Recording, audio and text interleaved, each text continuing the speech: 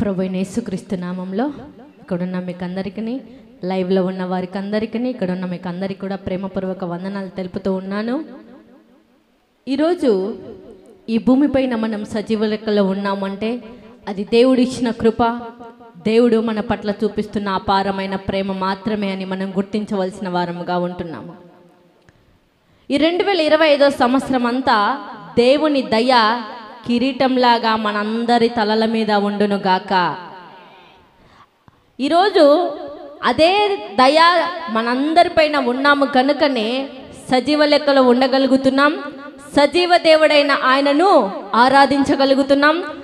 ఈరోజు దేవుడు అంతగా మనల్ని ప్రేమిస్తున్నా, దేవుడు మనల్ని అంతగా ఈ రకంగా కూర్చోబెట్టి తన మాటలు అందిస్తున్నా, ఈరోజు మన పట్ల ఆయనకు ఒక అపారమైన ప్రేమ ఉన్నప్పటికీ కూడా మనం ఏం చేస్తున్నామంటే దేవుని సమయాన్ని నిర్లక్ష్యం చేసేవారిగా ఉంటున్నాము. కొన్నిసార్లు మన హృదయంలో ఒక ఆలోచన వస్తుంది.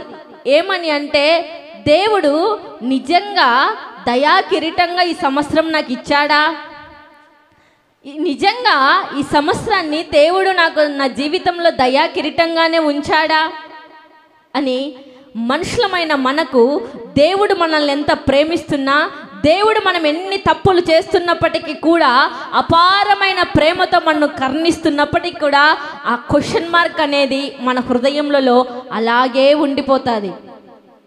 ఈరోజు మన హృదయంలో మనం ఒకసారి ఆలోచించుకోవాల్సిన విషయం ఏమిటంటే, దేవుని దయ మన తలలపైన ఒక కిరీటం లాగా ఉంది కాబట్టే ఈరోజు సజీవ లెక్కలో మనము ఉండగలిగి ఉన్నాం.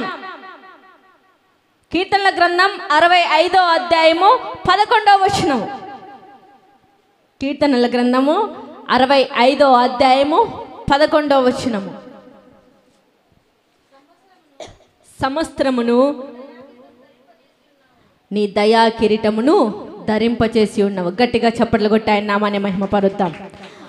మన మీద, మన పిల్లల మీద, మన ఉద్యోగాల మీద, మన కలిగిన సమస్త మీద ఆయన దయ ఒక కిరీటంలాగా మనందరిపైన నిలిచి ఉండును గాక. ఆయన మన మీద ఒక కృపగల దేవుడు గనుకనే ఆ కృపలోనే ఈ రోజు వరకు మనం భద్రపరచబడి ఉన్నాం. ఆ యొక్క కృపలోనే మనం ఈ రోజు వరకు సజీవ లెక్కలో ఉన్నాం. ఆ కృపలోనే ఆ కృపగల దేవుడు ఇంతవరకు మనల్ని నడిపిస్తున్నాడు. 2024 సంవత్సరంలో ఎంతో మంది నీ కళ్ళ ఎదుట చనిపోయిన వారు ఉన్నారు, ఎంతో మంది ఐసీ వార్డులలో ఉన్న వారు ఉన్నారు, ఎంతో మంది మరణ పడకలలో అపారకరమైన సంఘటనలో చనిపోయిన వారు ఉన్నారు. అయినప్పటికీ కూడా ఈరోజు నిన్ను ఒక సజీవ లెక్కలో ఉంచాడు అంటే ఆయన నీ పట్ల చూపిన దయ కదా, అది మన పట్ల చూపిస్తున్న ఆయన ప్రేమ కాదా, ఆయన మన పట్ల చూపిస్తున్న కృప కాదా? ఎందుకు ఏదన్నా ఇంట్లో ఒక సమస్య వచ్చినప్పుడు వెంటనే దాని గురించి పరి రకాలుగా ఆలోచన చేస్తావు, దాని గురించి ఎన్నో రకాలుగా ఆలోచన చేసి ఆ కోపం అంతా మనసులోనే పెట్టుకుంటావు, ఆ కోపం అంతా హృదయంలోనే పెట్టుకుంటావు. ఒక మనిషిని 10 సార్లు పిలిచినప్పటికీ కూడా ఆ మనిషితో మాట్లాడటానికి మనసు రాదు. ఆ మనిషితో ఎంత పిలుస్తున్నప్పటికీ కూడా పలకరు. ఆ హృదయము కఠినపరుచుకుంటారు. కానీ నువ్వు ఆరాధిస్తున్న దేవుడు కఠినస్తుడు కాదు. ఒక భర్త నీ పైన కఠినత్వం చూపించవచ్చు, ఒక భార్య నీ పైన కఠినంగా ప్రవర్తించవచ్చు, నీ కడుపున పుట్టించుకున్న పిల్లలు నీ పైన ఒక కఠినంగా ప్రవర్తించవచ్చు. నువ్వు ఆరాధిస్తున్న ఆరాధన దైవం మాత్రం నిన్నెప్పటికి కూడా ఒక నిమిషం మాత్రమే కోపించువాడు, కానీ ఆ నిమిషం తర్వాత తన కౌగిట్ల హత్తుకొనడమే ఆయనకు తెలిసిన అపారమైన ప్రేమ. గట్టిగా చప్పట్లు కొట్టి ఆయన నామని మహిమపరుద్దాం. సంవత్సరాలు పొట్టువలే గడిచిపోతున్నాయి. పుట్టినప్పటి నుంచి ఇప్పటి వరకు మన జీవితంలో ఎన్నో హ్యాపీ న్యూ ఇయర్స్ జరుపుకున్నాం. మన జీవితంలో ఎంతో మందిగా విష్ హ్యాపీ న్యూ ఇయర్ అని ఎన్నో సంవత్సరాలుగా మనం చెప్తూనే ఉన్నాం. కొన్ని కుటుంబాలలో మాత్రం ఒక క్రిస్మస్కి మాత్రమే హ్యాపీ న్యూ ఇయర్, ఆ సంవత్సరం అంతా కొన్ని కుటుంబాలలో ఆ న్యూ ఇయర్ రోజు మాత్రమే హ్యాపీ న్యూ ఇయర్ అంటారు. కొన్ని కుటుంబాలలో క్రిస్మస్ రోజు మాత్రమే హ్యాపీ క్రిస్మస్ అని చెప్తారు. కొన్ని కుటుంబాలలో హ్యాపీ అనేదే తెలియదు. ఆ క్రిస్మస్కు మాత్రమే ఇంట్లో అందరు కూర్చొని భోజనం చేస్తారు. ఆ న్యూ ఇయర్ రోజు మాత్రమే అందరికీ ఫోన్లు చేసి ఎక్కడెక్కడ ఉన్న వారిని అందరినీ కూడా ఫోన్ ద్వారా పలకరించి మిడ్ నైట్ 12 అయిందో లేదో వెంటనే విష్ హ్యాపీ న్యూ ఇయర్ అండి, ఈరోజు నూతన సంవత్సరంలోకి మనం అడుగు పెట్టామండి, ఈరోజు నూతన సంవత్సరంతో మనం ఉంటున్నామండి అని అందరికీ ఫోన్లు చేసి పలకరిస్తున్నావే, అందరినీ ఆ రకంగా ఆప్యాయంగా పిలుస్తున్నావే. ఆ నూతన సంవత్సరంలోనికి నీకు అవకాశం ఇచ్చిన ఆయనకు మోకరించి 1 గంట ప్రార్థించగలుగుతున్నావా? ఈ సంవత్సరాన్ని నీకు దయా కిరీటంగా ఇచ్చిన ఆ దేవాది దేవుని సన్నిధిలో మోకరించగలుగుతున్నావా? సంవత్సరం అంతా కంటికి రెప్పవలే కాపాడి సంవత్సరం మొదలుకొని సంవత్సరం అంతం వరకు ఆయన దయ మన పట్ల చూపించి ఎక్కడ కూడా నువ్వు త్రొట్టిల్లిపోకుండా, ఏ అపవాది చేతులలో నువ్వు పడకుండా, ఏ బంధకాల్లో నువ్వు బంధింపబడకుండా, ఏ మరణకరమైన వార్తలను చెవులు వినబడకుండా, ఏ మరణకరమైన వార్తలను చెవులు వినబడినప్పటికీ ఎక్కడ కూడా ఆ మరణ పడకలోకి నువ్వు వెళ్లకుండా నిన్ను కాపాడి సంవత్సరం 2024 సంవత్సరం అంతా కాపాడి 2025 సంవత్సరంలో మార్చి మాసంలోకి తీసుకొచ్చి ఈ సంవత్సరాన్ని నీకు దయా కిరీటంగా నేను ఉంచానయ్యా, ఈ సంవత్సరాన్ని నీకు దయా కిరీటంగా నేను ఉంచానమ్మా అని నీకు దేవుడు హెచ్చరిస్తున్నప్పుడు, అయ్యా నిజమే తండ్రి, నేనైతే నీ సన్నిధానంలో ఏమి ఇవ్వటం లేదు, కానీ ఈరోజు నాకు ఈ యొక్క అవకాశం ఇచ్చావయ్యా, ఇది నీ ఉచితమైన అపారమైన ప్రేమనయ్యా అని ఏ రోజైనా దేవుని సన్నిధిలో వేకువజామున లేసి ప్రార్థించగలుగుతున్నావా? బహుశా చిన్నపిల్లల తల్లివైతే వేకువజామున లేసి నువ్వు ప్రార్థించలేకపోయినప్పటికీ కూడా నీకు సమయం మధ్యాహ్నం కానీ సాయంత్రం కానీ నైట్ టైంలో కానీ కూర్చొని ప్రార్థించగలిగే అవకాశం దేవుడు నీకు ఇస్తున్నప్పుడు దేవునితో గడుపుతున్నావా? నీ బంధువులతో ఫోన్తో గడుపుతున్నావా? మనం ఏమంటాం, అయ్యా నీ దయ ఒక కిరీటంలాగా నా పిల్లలకు తోడుంచయ్యా, నీ దయ ఒక కిరీటంలాగా తండ్రి నా వ్యాపారాలకు తోడుంచయ్యా, నీ దయ నాకు కలిగిన సమస్తానికి తోడుంచయ్యా అని నువ్వు అంటున్నావే. ఆ దయను దేవుడు నీకు అనుగ్రహిస్తున్నాడు. అనుగ్రహించిన ఆ దయను నువ్వు పోగొట్టుకునే స్థితిలో ఉంటున్నావా? ఈరోజు నేను ఈ భూమిపైన సజీవ లెక్కలో ఉంచాడంటే దేవుడు ఇచ్చిన దయనే. కానీ కొంతమంది కాలక్రమంలో కలిసిపోయినప్పటికీ కూడా, అంటే వాళ్ళు కలిసిపోయారని ఏదో అని కాదు, కానీ కలిసిపోయారు అంటే వారికి భూమి మీద ఇచ్చిన సమయం అయిపోయింది కనుక ఆయన వారిని పిలుచుకున్నాడు అని నువ్వు గ్రహించాలి. చనిపోయిన వారు దేవుణ్ణి స్తుతించలేరు, చనిపోయిన వారు దేవుణ్ణి ఆరాధన చేయలేరు, చనిపోయిన వారు భూమి మీద ఉండి మళ్ళీ వచ్చి ఒక్కసారి ప్రార్థన చేసుకొని వచ్చి మళ్ళీ నీ దగ్గరికి వస్తామని చెప్పలేరు. వారికి ఇచ్చిన సమయం అయిపోయింది, కానీ సమయాన్ని ఇచ్చిన దేవుడు నీ పక్కనే ఇంకొకసారి నీకు చెప్తున్నాడు, ఈ మాసాన్ని నీకు ఇచ్చా, ఈ రోజును నీకు ఇచ్చా, ఈ నిమిషాన్ని నీకు ఇచ్చా, ఈ గడియను నీకు ఇచ్చా. ఎందుకు నువ్వు నా సన్నిధిలో నుంచి నేను ఇచ్చిన సమయాన్ని నువ్వు వ్యర్థపరుచుకుంటున్నావు? ఎందుకు నేను ఇచ్చిన ఆ దయను నువ్వు పోగొట్టుకుంటున్నావు అని దేవుడు ఈ మధ్యకాల సమయంలో మనతో హెచ్చరిస్తూ ఉన్నాడు. సంవత్సరాలు పొట్టు వల్ల గతించిపోతున్నాయి. ఎన్నో చేసావు, క్రిస్మస్లు చేసావు, హ్యాపీ న్యూ ఇయర్స్ చేసావు, ఈస్టర్ పండుగలు చేసావు, గుడ్ ఫ్రైడేలు చేసావు, ఎన్నో చేసావు. ఎన్నో చేసినప్పటికీ కూడా మన బ్రతుకుకి ఎప్పుడండి నిజ దేవునికి సమయం ఇచ్చేది? ఎప్పుడండి మన హృదయంలో దేవునికి చోటు ఇచ్చే సమయం? కాబట్టి దేవుడు మనతో మాట్లాడుతున్న మాట ఏమిటంటే, వేటికో నువ్వు సమయం ఇస్తున్నావేమో, నిన్ను అర్థం చేసుకొని వారి కోసం గంటల తరబడి వారి కోసం ప్రాధేయపడుతున్నావేమో, నిన్ను ప్రేమించని వారి కోసం గంటల తరబడి వారిని ప్రేమించాలని వారి ఫోన్ కాల్స్ కోసం లైవ్లో ఉండి వింటున్నావేమో. దేవుడు నీతోనే మాట్లాడుతున్నాడు. వారి ఫోన్ వస్తే చాలు నేను సంతోషిస్తానని వారి కోసం ఆ ఫోన్ కాలింగ్ కోసం వెయిటింగ్ చేస్తూ ఉన్నావేమో. సమయాన్ని దుర్వినియోగపరుచుకుంటున్నావేమో. ఆయన కీర్తనల గ్రంథము 30వ అధ్యాయము, కీర్తనల గ్రంథము 30వ అధ్యాయము 5వ వచనం ఒకసారి చూద్దాం. ఆయన కోపము నిమిషం మాత్రమే ఉండును, ఆయన దయ ఆయుష్కాలం అంతా నిల్చుంది. గట్టిగా చప్పట్లు కొట్టి ఆయన నామాన్ని మహిమపరుద్దాం. ఆయన కోపము ఒక్క నిమిషం మాత్రమే ఉంటే, ఆయన దయ మాత్రం మనం భూమిపైన బ్రతికినంత కాలం ఉంటుందని దేవాది దేవుడు ఇక్కడ హెచ్చరిస్తూ ఉంటున్నాడు. ఆ దయగల దేవుడే చెప్తున్నాడు. ఏమని అంటే, నేను ఒక్క నిమిషం మాత్రమే కోపగించుకుంటే మీ పరిస్థితి ఏమైపోతుందో ఒకసారి ఆలోచించండి. ఒక్క నిమిషం మాత్రమే నేను భూమిపైన మిమ్మల్ని కోపగించుకుంటే మీ పరిస్థితులు ఏమైపోతాయో ఆలోచించండి అని దేవుడు మనతో హెచ్చరిస్తూ ఉన్నాడు. ఆయన ఆయుష్ మాత్రం ఎప్పుడు మనకిచ్చే దేవుడు. ఒక్క నిమిషం మాత్రమే మనల్ని కోపగించుకుంటాడు.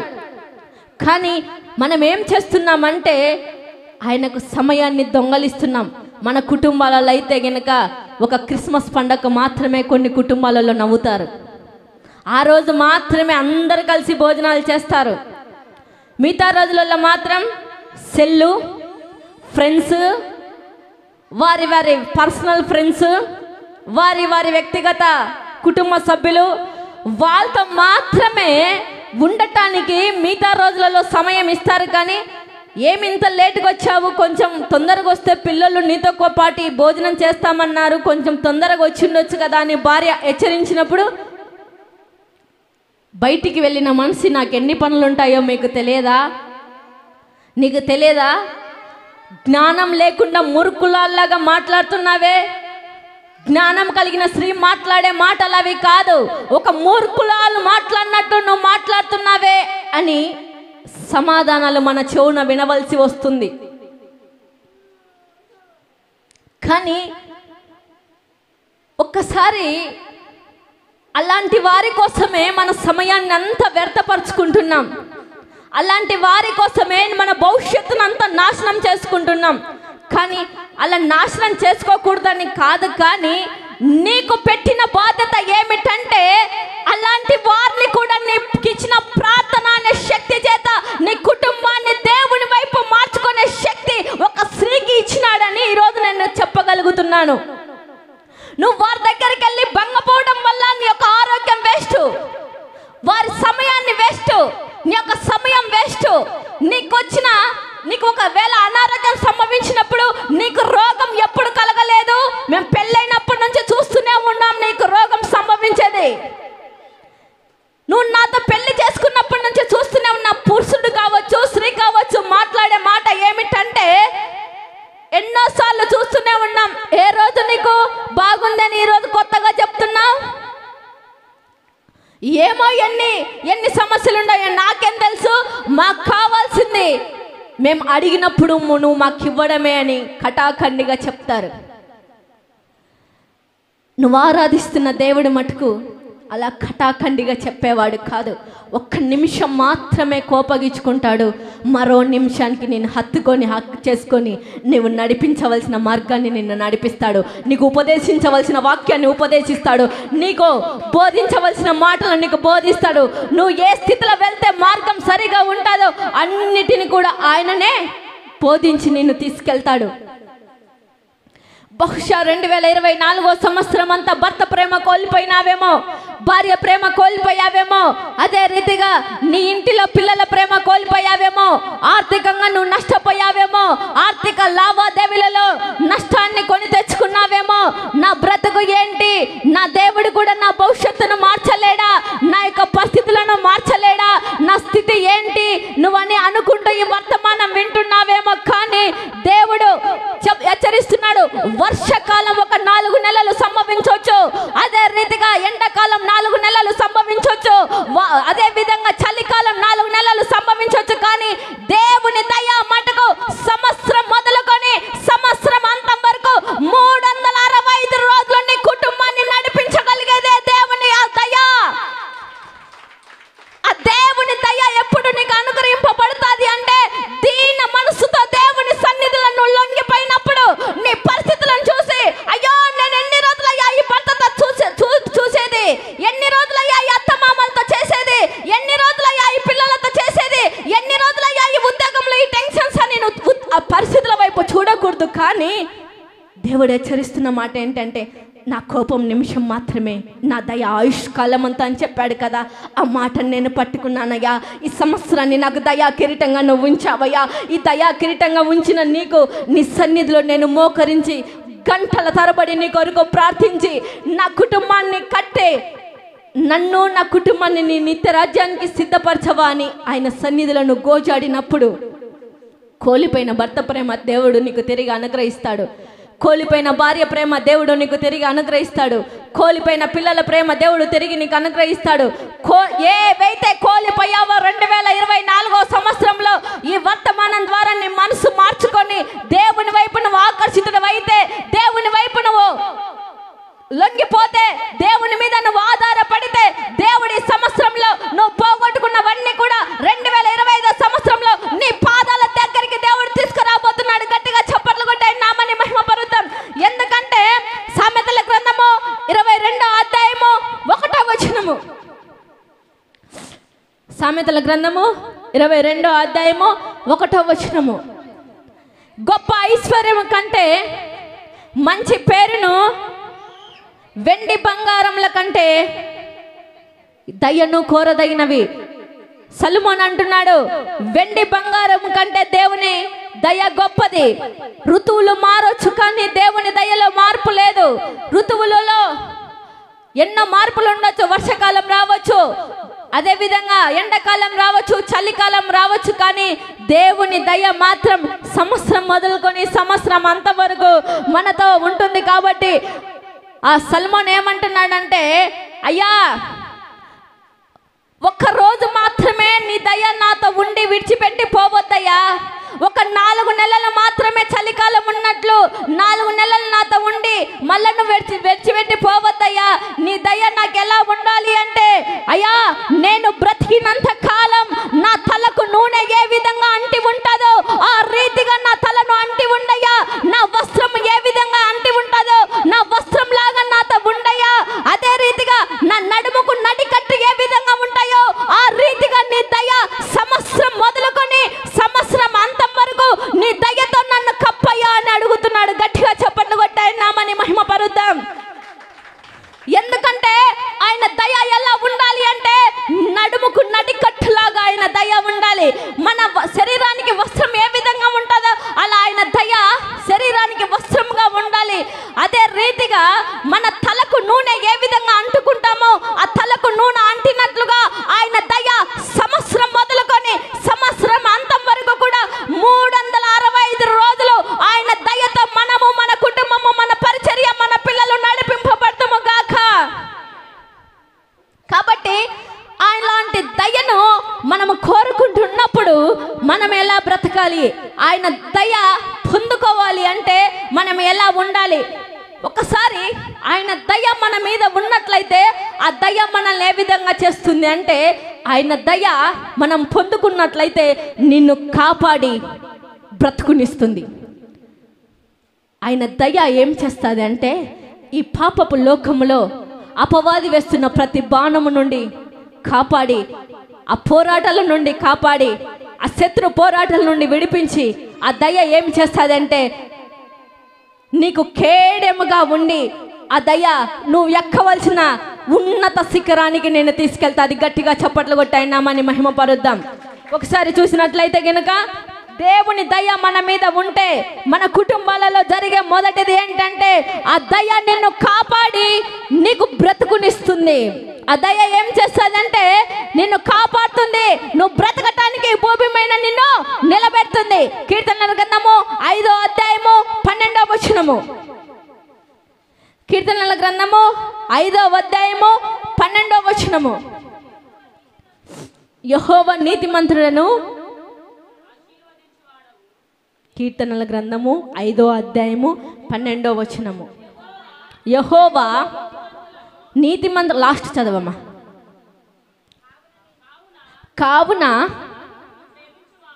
కావున నీ నామమును ప్రేమించువారు నిన్ను గూర్చి ఉల్లసించుదురు. కేడెముతో కప్పినట్లు నీవు వారిని దయతో కప్పెదవు. ఈ కేడెము అనేది ఏమిటంటే యుద్ధ రంగంలో ఉపయోగించే వస్తువు.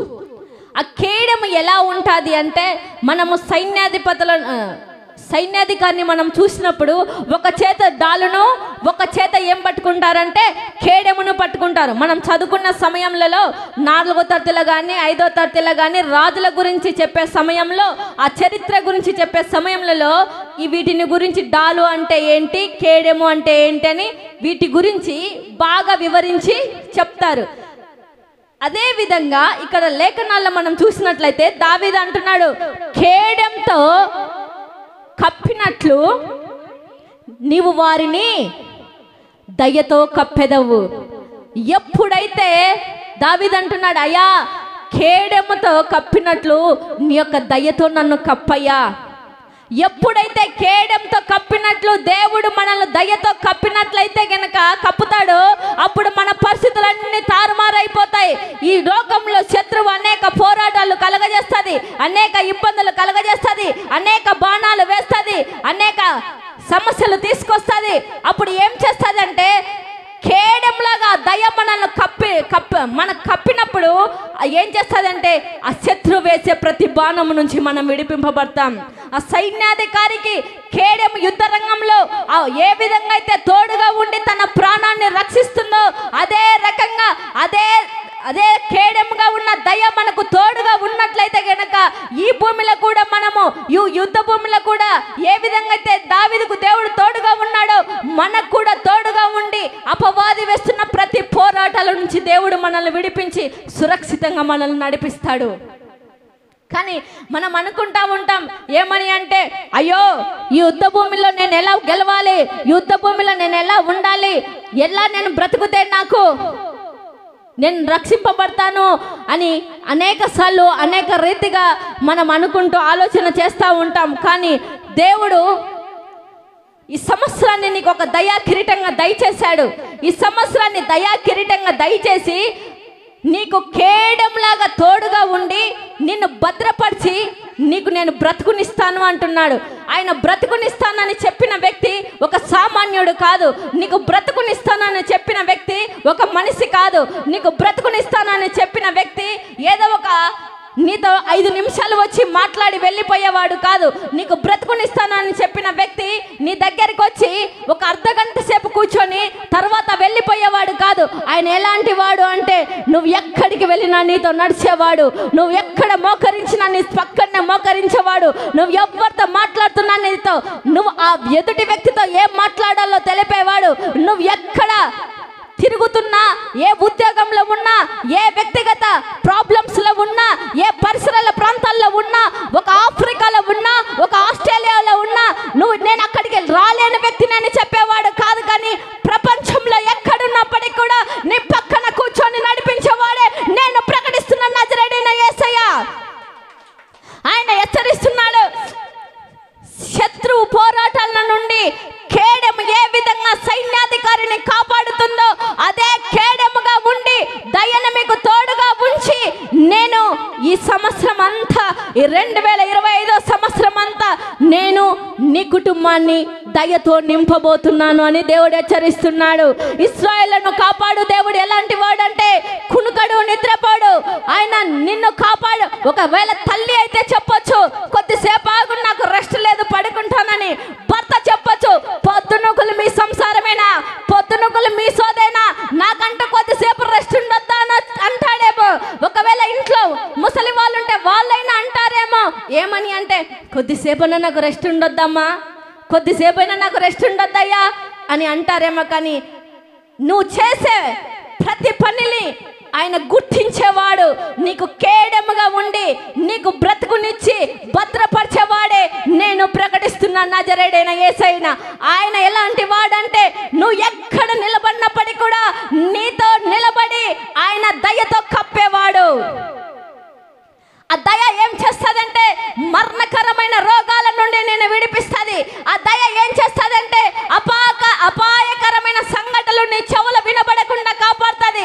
ఆ దయ ఏం చేస్తుందంటే మరణ పడకలలో ఉండి కూడా మరణ స్థితిలో నుంచి తీసుకొచ్చి నిన్ను మళ్ళా సజీవ లెక్కలో ఉంచుతుంది. ఆ దయ ఎప్పుడు అంటే ఆ దయగల దేవుణ్ణి నువ్వు ఆరాధిస్తున్నప్పుడు, ఆ దయగల దేవుని మీద నువ్వు ఆనుకున్నప్పుడు, ఆ దయగల దేవుని మీద నీ బ్రతుకును అయ్యా నువ్వు తప్ప నాకు ఆశ్రయం లేదయ్యా, నువ్వు తప్ప నన్ను అర్థం చేసుకునేవాడు లేడయ్యా, నువ్వు తప్ప నా బ్రతుకును నిలబెట్టేవాడు లేడయ్యా, నువ్వు తప్ప నా బ్రతుకులలో చీకటిని దూరపరిచేవాడు లేడయ్యా, నువ్వు తప్ప నా కుటుంబంలో కార్యాన్ని చేసేవాడు లేడయ్యా, నువ్వు తప్ప నా బ్రతుకులను వెలిగింప చేసేవాడు లేడయ్యా అని ఆ కృపగల దేవుని మీద నువ్వు ఆధారపడ్డప్పుడు ఆ కృపగల దేవుడే నీ బ్రతుకును ఒక ముత్యం వలె వెలిగిస్తాడు. ఒక దావీదు ఏ విధంగా అయితే ప్రార్థించాడో, అయ్యా ఒక కేడెంలాగా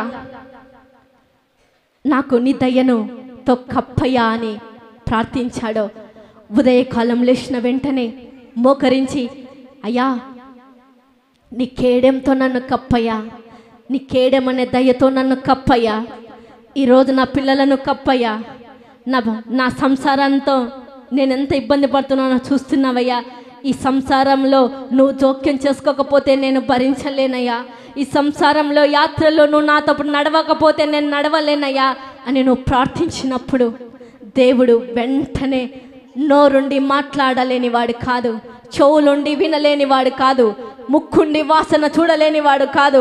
నువ్వు పిలిచిన వెంటనే నీ పక్కనే వచ్చి నేనున్నా నీకు భయపడమాకు, నీ దుఃఖ దినాలు సమాధి చేసే దేవుడు అని చెప్పేవాడే నేను ప్రకటిస్తున్నా నజరేయుడైన యేసయ్య. ఆయన దయ ఎలాంటిదంటే నువ్వు ఇన్ని రోజులు కరోనా సంవత్సరంలో ఎంతో మంది చనిపోయారు, 2 సంవత్సరాలుగా కరోనాలో ఎంతో మంది చనిపోయినప్పటికీ కూడా ఒక చిన్న జ్వరము కానీ ఒక చిన్న టాబ్లెట్ కానీ వేసుకోకుండా ఈ రోజు సజీవ లెక్కల దేవుడు నిన్ను ఉంచాడంటే ఆయన నిన్ను కాపాడి భద్రపరిచి బ్రతుకునిచ్చినట్లు కాదా, ఆ బ్రతుకునిచ్చిన యేసయ్యకు నువ్వేం చేస్తున్నావు, ఆ బ్రతుకునిచ్చిన యేసయ్యకు నీ హృదయంలో ఏమైనా ఆలోచన చేస్తున్నావా, ఆ బ్రతుకునిచ్చిన యేసయ్యకు అయ్యా నువ్వు నాకు బ్రతుకునిచ్చావయ్యా, ఈ బ్రతుకునిచ్చిన నీకు నేను రుణపడి ఉంటానయ్యా అనేసి ఏ రోజైనా ఒక రోజు ఆలోచన చేసావా? ఆయన దయ ఏం చేస్తుందంటే నీకు బ్రతుకునిస్తుంది. ఆ బ్రతుకునిచ్చిన యేసయ్యకు నీ బ్రతుకునిస్తున్నావా?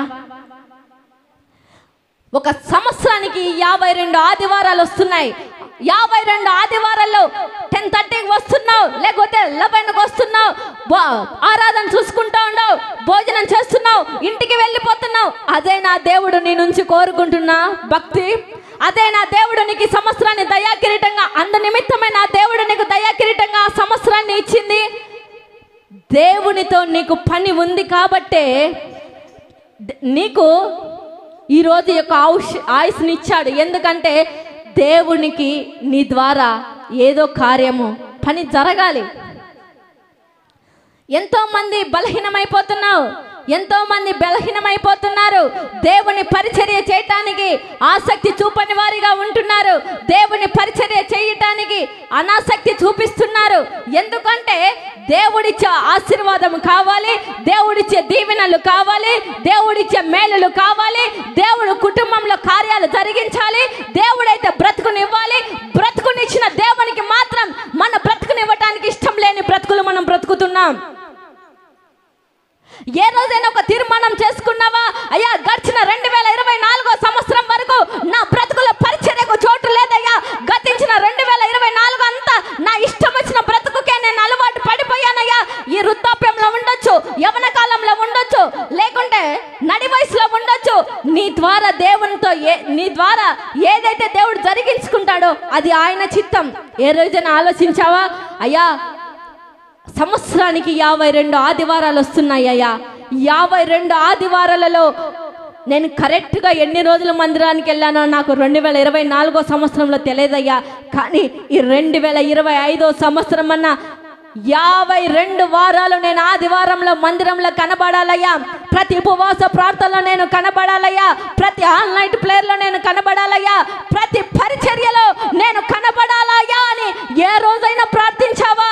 ఆయన దయ నిన్ను కప్పి భద్రపరిచి నీకు బ్రతుకునిస్తుంటే బ్రతుకునిచ్చిన దేవునికి నీ బ్రతుకునిస్తున్నావా? కనీసం సంవత్సరానికి 52 ఆదివారాలన్నా కూడా లెక్క పెట్టగలుగుతున్నావా? ఒకవేళ ఇన్ని రోజులు పరిచర్య చేసే వాళ్ళని కూడా నువ్వు వెనక్కి లాగావేమో, ఆ మనస్సు నీలో ఉన్నదేమో, దేవుడు ఆ తప్పును క్షమించునుగాక. ఈ రోజు నుంచి భద్రపరిచి కాపాడిన యేసయ్యకు నీ మనసు ఇచ్చు వారిగా నువ్వు ముందువు గాక. రెండోదిగా ఆయన దయ ఏం చేస్తుంది అంటే నీ యొక్క పాపాన్ని క్షమించి నువ్వు నడవవలసిన మార్గానికి నిన్ను నడిపిస్తుంది. ఆయన దయ ఏం చేస్తుంది అంటే నీ పాపాన్ని క్షమిస్తుంది. పాపాన్ని క్షమించడమే కాదు, కానీ ఆ దయ నీ పాపాన్ని జ్ఞాపకం చేసుకోదు, నిన్ను జ్ఞాపకం చేసుకుంటుంది. ఒకప్పుడు నువ్వు పాపం చేసావే, ఒకప్పుడు పాపంలోనే ఉన్నావే, ఒకప్పుడు భార్యకు తెలియకుండా పాపం చేసావే, ఒకప్పుడు భర్తకు తెలియకుండా పాపం చేసావే, ఒకప్పుడు నీ పిల్లలకు తెలియకుండా పాపం చేసావే అని నిన్న అవన్నీ చూటిపోటి మాటలతో నిన్న అన్నది. కానీ ఆ దయ ఏమి చేస్తుందంటే నీ పాపాన్ని క్షమించి నిన్ను పరిశుద్ధురాలుగా మారుస్తుంది, పరిశుద్ధుడిగా మారుస్తుంది. గట్టిగా చప్పట్లు కొట్టి ఆయన నామాన్ని మహిమపరుద్దాం. కీర్తనల గ్రంథము 25వ అధ్యాయము 7వ వచనము. కొంచెం తొందరగా ఒక 5 నిమిషాల్లో ముగిస్తాను. కీర్తనల గ్రంథము 25వ అధ్యాయము 7వ వచనము. నా బాల్య పాపములను నా అతిక్రమములను జ్ఞాపకము చేసుకొనకము. ఇక్కడ మనం చూసినట్లయితే 2000 సంవత్సరం అంతా కూడా ఆయన దయ మనలను మన కుటుంబాలను నడిపించును గాక. మన ఆలోచనలో మనమంతా కూడా ఆయన ఆధీనంలో నడుచుదుము గాక. మన హృదయంలో ఉండే తొందరపాటు తనాలన్నీ కూడా దూరమైపోవును గాక. మన బ్రతుకులు ఆయన ఇష్టానుసారంగా నడవటానికి ఆయన చేతిలో పెట్టేవారముగా ఉందము గాక. ఎందుకంటే మనంతటా మనము ఈ లోకంలో నడిచినట్లయితే అనేక సమస్యల పాలైతాం, అనేక కష్టాల పాలైతాం, అనేక నష్టాల పాలైతాం, అనేక వేదన పాలైతాం, అనేక సమస్యలు తెచ్చుకొని ఒక సమస్యకు ఇంకొక సమస్యను తీసుకొచ్చుకుంటాం. కానీ ఈరోజు మనతో దేవుడు హెచ్చరిస్తున్నాడు. ఏమని అంటే దావీదు అంటున్నాడు, అయ్యా నేను బాల్యంలో చేసిన పాపాలను జ్ఞాపకం చేసుకోకయ్యా, నన్ను జ్ఞాపకం చేసుకో అంటున్నాడు. నువ్వు కూడా దావీదు అడిగినట్లయ్యా, నేను చిన్నతనంలో నుంచి ఇప్పటి వరకు చేసిన ఏ పాపాన్ని జ్ఞాపకం చేసుకోనొద్దయ్యా. ఏ పాపాన్ని జ్ఞాపకం చేసుకోకుండా నన్ను నీ యొక్క రక్తంతో కడిగి ఈ పాపపు స్థితిలో నేను ఎలా బ్రతకాలో నాకు నేర్పించయ్యా నువ్వు అడిగినప్పుడు దేవుడు ఆ పాపాన్ని తన రక్తంతో కడిగి నిన్ను పరిశుద్ధురాలుగా మార్చి ఆ పరిశుద్ధురాలుగా మార్చిన ఆయన ఏం చేస్తాడంటే ఆయన దయను నీకు అనుగ్రహించి ఈ భూమి పైన నువ్వు ఎలా బ్రతకాలో నీకు ఉపదేశిస్తాడు, ఎలా నడవాలో నేర్పిస్తాడు, ఎలా మాట్లాడాలో నేర్పిస్తాడు, నీ కుటుంబంలో నీ భర్తతో ఎలా ఉండాలో నేర్పిస్తాడు, నీ తోబుట్టులతో ఎలా ఉండాలో నేర్పిస్తాడు, నీ పిల్లలతో ఎలా ఉండాలో నేర్పిస్తాడు, సంఘ పరిచర్యలను ఎలా చేయాలో నేర్పిస్తాడు, నీ కుటుంబంలో బాధ్యత కలిగి ఎలా ప్రవర్తించాలో ఆయన నేర్పిస్తాడు. ఆయన ఎలాంటి వాడు అంటే ఒక్కసారి పాపాన్ని కడిగి వేసిన తర్వాత నీ భర్త అయితే ఒకప్పుడు నువ్వు పాపం చేసావు కదా, నీ భార్య అయితే ఒకప్పుడు నువ్వు పాపం చేసావు కదా, నీ పిల్లలైతే ఒకప్పుడు ఇలా ఉన్నావు కదా, నీ బ్రతుకు ఎప్పుడు చూసినా ఇంతేలే అంటారేమో. కానీ నేను ప్రకటిస్తున్నా, మీరు కూర్చొని వింటున్న దేవుడు మటుకు ఎలాంటి వాడు అంటే ఒక్కసారి నీ పాపాన్ని తుడిచి వేసిన తర్వాత నువ్వు పాపము చేయకుండా పరిశుద్ధుడిగా బ్రతికినట్లయితే నీ పాపాన్ని మళ్ళీ జ్ఞాపకం చేసుకునేవాడు కాదు. నేను ప్రకటిస్తున్న ఆరాధ్యమూర్తి అయిన దేవాది దేవుడు. గట్టిగా చప్పట్లు కొట్టాయి నామాన్ని మహిమపరుద్దాం. ఆయన ఎలాంటి వాడు అంటే నువ్వు ఒకప్పుడు తాగావు కదా, ఒకప్పుడు సిగరెట్లు కాల్చావు కదా, ఒకప్పుడు ఇసుపెట్టాకులు ఆడావు కదా, ఒకప్పుడు పరాయి స్త్రీతో ఉన్నావు కదా,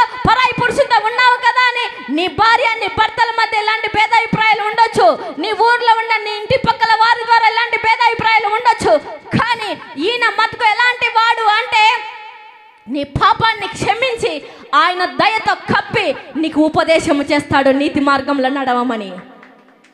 రెండోది ఏం చేస్తాడంటే నిన్ను నడిపిస్తాడు. మూడోది ఏం చేస్తాడంటే ఉపదేశించిన తర్వాత ఎవరికి ఆయన నడిపిస్తాడు, ఎవరిని ఆయన తన వైపు ఇంకా ఆసక్తి చూపిస్తాడు అంటే దీనులకు. కీర్తన గ్రంథం చదవద్దు, కీర్తనల గ్రంథం 7వ అధ్యాయం 8-9 వచనాల్లో మనం చూసినట్లయితే అక్కడ చూస్తాం, దీనులను నడిపిస్తాడు, దీనులకు నేర్పిస్తాడు. దీనులు అంటే ఎవరు అంటే ఉదయకాలం లేచిన తర్వాత వెంటనే మోకరించి ప్రార్థించి, అయ్యా రాత్రి అంతా చక్కటి నిద్రనిచ్చావు, ఈ ఉదయకాల సమయంలో ఈరోజు నా కాళ్ళు ఎక్కడ కూడా జారకుండా కాపాడయ్యా, నా నోరు ఎక్కడ కూడా అబద్ధం చెప్పకుండా కాపాడయ్యా, నా మాట ఎక్కడ కూడా నీ నామానికి అవమానం తేకుండా కాపాడయ్యా, ఈరోజు నా చుట్టూ నా పిల్లల చుట్టూ మీరిచ్చిన ఈ బ్రతుకు చుట్టూ నీ కాపుదల తోడుగా ఉంచయ్యా, అయ్యా మీరు నడిపించకపోతే నేను ఈ లోకంలో నడవలేనయ్యా, మీరు కాపాడకపోతే నేను కాపాడబడలేనయ్యా, మీరు ఈ భూమిపైన నువ్వు నిలబెట్టకపోతే నేను నిలబడలేనయ్యా. ఒక మనిషి తెలివితేటల వల్ల డబ్బు సంపాదించవచ్చు, బంగ్లాలు సంపాదించవచ్చు, కార్లు సంపాదించవచ్చు, పొలాలు సంపాదించవచ్చు, మీరు బ్రతికినంత కాలం ఉండటానికి కావలసిన ధాన్యాన్ని సమకూర్చవచ్చు. కానీ ఒక ఆయుస్సు, ఒక ఆరోగ్యం అనేది దేవుడిచ్చిన ఉచితమైన దానం మాత్రమే. గట్టిగా చప్పట్లు కొట్టి ఆయన నామాన్ని మహిమపరుతా. నీకు ఎన్ని తెలివితేటలున్నా, నీకు ఎన్ని ఆలోచనలున్నా ఆరోగ్యాన్ని సంపాదించుకోలేవు. నీకెంత బంధు బలగం ఉన్నా, ఏదున్నా నీ యొక్క ఆయుస్సును నువ్వు సంపాదించుకోలేవు. కాబట్టి దీన మనస్సు కలిగి ఆయన చెంత పశ్చాత్తాప పడినప్పుడు దేవుడు నీ పాపాన్ని క్షమించి నీ దయతో, ఆయన దయతో నిన్ను కప్పునుగాక. మూడోదిగా మనం చూసినట్లయితే చివరిగా ఆయన ఎలా చేస్తాడంటే, ఆయన దయ ఏం చేస్తుంది అంటే నిన్ను హెచ్చిస్తుంది. ఆయన దయ ఏం చేస్తుందంటే హెచ్చిస్తుంది.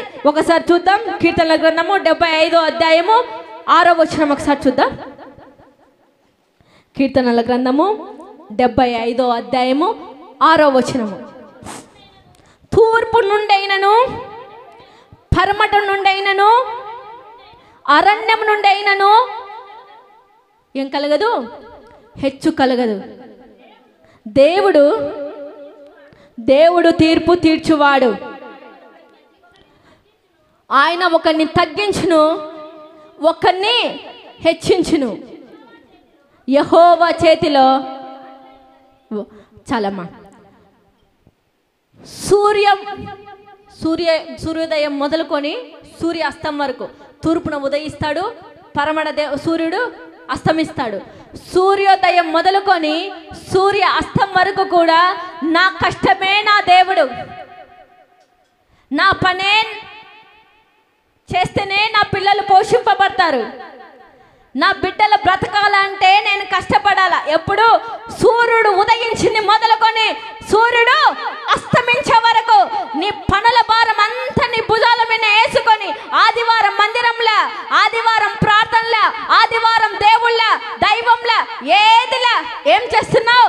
నేను కష్టపడాలా, నేను హెచ్చింపబడాలా, నేను పని చేస్తేనే నా బ్రతుకులో ఒక వెలుగు అని నువ్వేం చేస్తున్నావంటే సూర్యోదయం మొదలుకొని సూర్య అస్తం వరకు కూడా నువ్వు కష్టపడుతూనే ఉన్నావు. ఆ కష్టపడి లేనిపోని రోగాలు తీసుకొచ్చుకుంటున్నావు, కష్టపడుతున్నావు. అట్లని కష్టపడకూడదని కాదు, కానీ దేవునికి ఇవ్వవలసిన సమయాన్ని దేవునికి ఇవ్వాలి. దేవునికి ఇచ్చిన తర్వాత మిగతా సమయాన్ని నీ పిల్లలతో, నీ భార్యతో, నీ సంసారంతో, అదే విధంగా నువ్వు చేసే పనులలో గడపాలి. అవి ఏవి నీకు పేరును తీసుకురావు, అవేవి నీకు ఘనతను తీసుకురావు. నువ్వు ఉదయం ఇంత అన్నం తీసుకొని పోయి 4 గంటలకు వెళ్ళు డ్యూటీకి, సాయంత్రం 10 గంటలకు రా, అప్పటికి సూర్యుడు కూడా అస్తమించి ఉంటాడు. అవేమన్నా నీకు మంచి పేరును తీసుకొస్తాయా? అవేమన్నా నీకు మంచి ఘనతను తీసుకొస్తాయా? లేకపోతే కష్టపడి ఏవేవో డబ్బు చేస్తావు, కానీ అవేవి కూడా నీకు సమాధానాన్ని తీసుకురాలేవు, అవేవి కూడా నిన్ను హెచ్చించలేవు. హెచ్చించే నామం ఏది అంటే నజరేయుడైన యేసయ్య నామం మాత్రమే. అది ఎక్కడుందక్క నువ్వు అడగొచ్చు, కానీ దినవృత్తాంతములు మొదటి గ్రంథము 28వ అధ్యాయము 4వ వచనము. మనం ఆలోచన చేసుకోవాలి. ఎందుకంటే సూర్యోదయం మొదలుకొని సూర్యాస్తం వరకు కూడా దేవుని దయను పోగొట్టుకున్న వాడిగా, దేవుని దయను కోల్పోయిన దానిగా ఈరోజు ఈ భూమి పైన నువ్వు బ్రతికావేమో, కానీ దేవుడు ఈరోజు హెచ్చరిస్తున్నాడు. అంత కష్టపడినప్పటికీ కూడా నువ్వు ఏమి సాధించలేవు, నువ్వు ఏమి హెచ్చింపబడలేవు. అంత కష్టపడ్డప్పటికి కూడా ఎక్కడున్న రోగాలు అక్కడే, ఎక్కడున్న పరిస్థితులు అక్కడే, ఎక్కడున్న గందరగోళం అక్కడే, ఎక్కడ చూసినా అసమాధానం లేని స్థితి, ఎక్కడ చూసినా నెమ్మది లేని స్థితి, ఎక్కడ చూసినా బ్రతుకులలో సమాధానం లేని స్థితి. ఎంత కష్టపడ్డా ఎందుకు? ఎప్పుడు దేవునితో సమయం లేకుండా నువ్వు గడిపినప్పుడు నీ బ్రతుకు అంతా చీకటే. ఇక్కడ దావీదు అంటాడు, ఒకసారి చూద్దాం. మొదటి దినవృత్తాంతములు 28వ అధ్యాయము 4వ వచనం. అయిపోయిందమ్మా. ఇశ్రాయేలుల మీద ఒక్కసారి జాగ్రత్తగా ఆలోచించండి. ఆ వాక్యం ఇశ్రాయేలుల మీద నిత్యము, ఇశ్రాయేలుల మీద నిత్యము రాజునై ఉండుటకు ఇశ్రాయేలు దేవుడైన యెహోవా ఒకసారి ఆలోచించండి. ఎవరు ఆ మాట చెప్తున్నాడు? దావీదు ఆ మాట చెప్తున్నాడు. ఏమని అంటే, నా తండ్రి ఇంటి వారందరిలోనూ నన్ను కోరుకొనెను. ఆయన యూదా గోత్రపు వారిలో ప్రధానమైన వానిగా తండ్రి ఇంటిని, నా తండ్రిల ఇంటిలో ఉన్న నన్ను ఏర్పరచుకొని నాయందు చాలమ్మా, నాయందు ఆయన దయ చూపి, గట్టిగా చప్పట్లు కొట్టి ఆయన నామాన్ని మహిమపరుద్దాం. దావీదు అంటున్నాడు, అయ్యా ఇశ్రాయేలులో 12 గోత్రాలు ఉన్నాయ్యా, 12 గోత్రాలలో కూడా యూదా వంశాన్ని నువ్వు ఏర్పరచుకున్నావయ్యా. యూదా వంశంలో కూడా నా తండ్రి ఇంటిని ఏర్పరచుకున్నావయ్యా. నా తండ్రి ఇంటిలో కూడా 8 మందిలో నన్ను ఏర్పరచుకున్నావయ్యా. అది నీవు ఇచ్చిన దయనయ్యా. గట్టిగా చప్పట్లు కొట్టి ఆయన నామాన్ని మహిమపరుద్దాం. ఎందుకంటే ఆయన దయ ఉంటే తప్ప ఈ భూమి పైన నువ్వు బ్రతకలేవు. ఆయన దయ ఉంటే తప్ప నువ్వు హెచ్చింపబడలేవు. ఆయన దయ ఉంటే తప్ప నీ వ్యాపారాలు వర్ధిల్లవు. ఆయన దయ ఉంటే తప్ప నీ సంసారం వృద్ధి కాదు. ఆయన దయ ఉంటే తప్ప నీ మార్గాలు ఓపెన్ కావు. ఆయన దయ ఉంటే తప్ప నీ కుటుంబంలో నెమ్మది ఉండదు. ఆయన దయ ఎలాంటిదంటే నిన్ను భద్రపరిచి కాపాడుతుంది. ఆయన దయ రెండోది ఎలాంటిదంటే నిన్ను పాపపు స్థితిలో నుంచి విడిపించి నీ పాపాన్ని మళ్ళా జ్ఞాపకం చేసుకోదు. ఆయన దయ ఎలాంటిదంటే నీ ఉన్న స్థితిలో నుంచి రాత్రికి రాత్రే ఉన్నత స్థితికి తీసుకెళ్ళి నిన్ను హెచ్చిస్తుంది. నీ కష్టాల మీద నీ కష్టం మీద నువ్వు ఆధారపడినప్పుడు కాదు, సూర్యోదయం మొదలుకొని సూర్యాస్తం వరకు నీ కష్టం మీద, నీ రెక్కల మీద ఆధారపడి ఆ ఉద్యోగము, ఈ బిజినెస్, ఆ వ్యాపారాలని, భార్య పిల్లలకు లైవ్లో ఉండి వర్తమానం వింటున్నావేమో, ఆ బిజినెస్, ఈ ఉద్యోగము ఇది అని చెప్పి ఫ్యామిలీతో గడపకుండా, నీ ఇష్టానుసారంగా ఆదివారం మందిరానికి రాకుండా ఫ్యామిలీతో కలిపి ఫ్యామిలీలో ఎంతో మంది నేను భంగపోతున్నారేమో. అరా, నీ బిజినెస్ వల్ల ఎంతో లాస్ అయిపోయావయ్యా.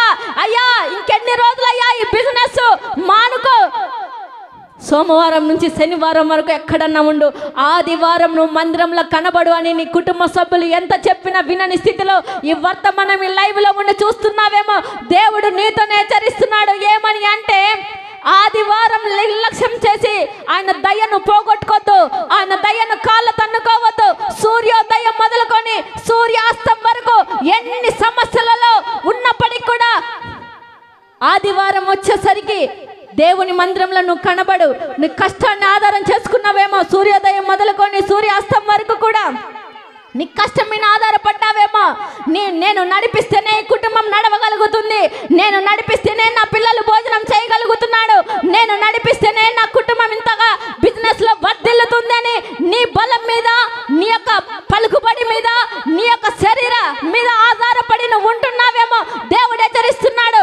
సూర్యోదయం మొదలుకొని సూర్యాస్తం వరకు నువ్వు ఎంత కష్టపడి పని చేసినా జరగదు. కానీ దేవుని సన్నిధిలో ఆదివారం నువ్వు గడిపి ప్రయత్నాలు చేసి చూడు. దేవుడు ఈ రోజు నుంచి నీ బిజినెస్ ను ఆశీర్వదింపబోతున్నాడు. గట్టిగా చప్పట్లు కొట్టి ఆయన నామాన్ని మహిమపరుద్దాం. కాబట్టి ఈరోజు మనతో మాట్లాడిన మాట, ఆ దయ్యను మనం పోగొట్టుకునే వారిగా